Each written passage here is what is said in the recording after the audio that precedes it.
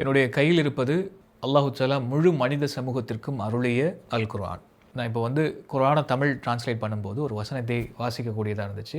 அந்த வசனத்தை நான் சோஷியல் மீடியாவிலையும் பார்த்துருக்கேன். இப்போ வாசிக்கும்போது எனக்கு ஒரு விஷயத்தை நல்லா புரிஞ்சுக்க முடிஞ்சுது. எவ்வளவு அற்புதமாக இறைவன் இந்த உலகத்துக்கு தேவையான விஷயத்தை, இந்த உலகத்தோடு சம்பந்தப்பட்ட நமக்கு புரியக்கூடிய விஷயத்தை சொல்லியிருக்கிறான் அப்படிங்கிறத என்னால் இந்த திருக்குர்ஆனில் பார்க்கக்கூடியதாக இருந்துச்சு. இன்றைக்கு உலகத்தில் நாலா பக்கமும் நிறைய யுத்தங்கள், பிரச்சனைகள் நடந்து கொண்டிருக்கு. காசாவில் என்ன நடக்குது, லெபனானில் என்ன நடக்குது, யமனில் என்ன நடக்குது, இன்னும் பிற முஸ்லீம் நாடுகளில் யார் தாக்குறாங்க என்பது உங்களுக்கு தெரியும். இஸ்ரேல். அல்லாஹு தஆலா அல் குர்ஆனுடைய அத்தியாயம் 2வது அத்தியாயத்தில் 11வது வசனத்தில் இவ்வாறு சொல்கிறான். வஇதா கீல லஹும் லா துஃப்ஸிது ஃபில் அர்லி காலூ இன்னமா நஹ்னு முஸ்லிஹூன். லா துஃப்ஸிது, நீங்கள் பூமியிலே குழப்பம் செய்து திரியாதீர்கள் என்று அவர்களுக்கு நாங்கள் சொன்னோம். அதற்கு அவர்கள் சொன்னார்கள், நாங்கள் குழப்பவாதிகள்லாம் இல்லை, நாங்கள் தான் சமாதானவாதிகள் என்று சொல்கிறார்கள்.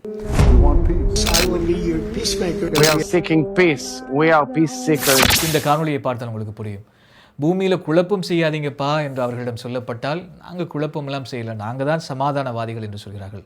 சுப்ஹானல்லாஹ். அல்லாஹு தஆலா சொல்லிய வசனத்தை இன்றும் வாழக்கூடிய யூதர்கள் உண்மைப்படுத்திக் கொண்டிருக்கிறார்கள் என்றால், இந்த திருக்குர்ஆன் உண்மையான இறைவனுடைய வேதம் என்பதற்கு இதைவிட வேறு சாட்சி தேவையில்லை என்று நான் நினைக்கிறேன்.